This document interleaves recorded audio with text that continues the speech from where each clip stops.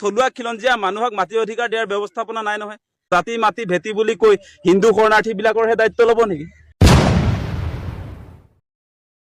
এতিয়া যে এই আপোনাৰ বসুন্ধৰা 3.0 যে আনিছে, বসুন্ধৰা 3.0 মানে হিন্দু বাংলাদেশী নেকি? ভূমিপুত্ৰ মানে মাটিৰ মালিক নহয় জানো? ভূমিপুত্ৰই কেনেকৈ 50 চনৰ আগৰ মাটিৰ আপোনাৰ ডকুমেণ্ট দিব? আমিতো ট্ৰাইবেল মানুহবিলাক অসমৰ মালিক হয়, মালিকৰ কাগজৰ প্ৰয়োজন নাই নহয়।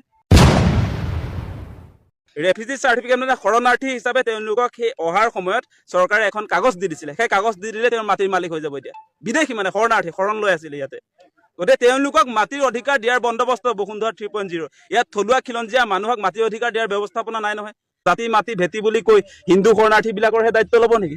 এতিয়া যে এই আপোনাৰ বসুন্ধৰা 3.0 যে আনিছে, বসুন্ধৰা 3.0 মানে হিন্দু বাংলাদেশী নেকি?